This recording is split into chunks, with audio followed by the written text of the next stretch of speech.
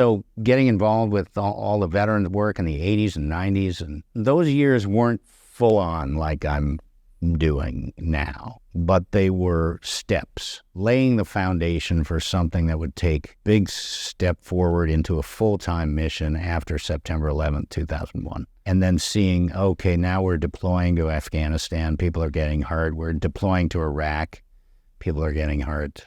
Families are losing loved ones. It's a painful time, especially for our military. I just wanted to do something to support them. So I volunteered for the USO and started going out and visiting the war zones and military bases and hospitals and just, walking in and shaking hands and just visiting with people.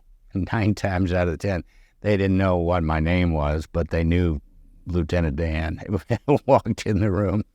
So they would say, Lieutenant Dan, what's your name? And so I'd introduce myself, and they'd want to talk about the movie, and it'd be Lieutenant Dan this and Lieutenant Dan that.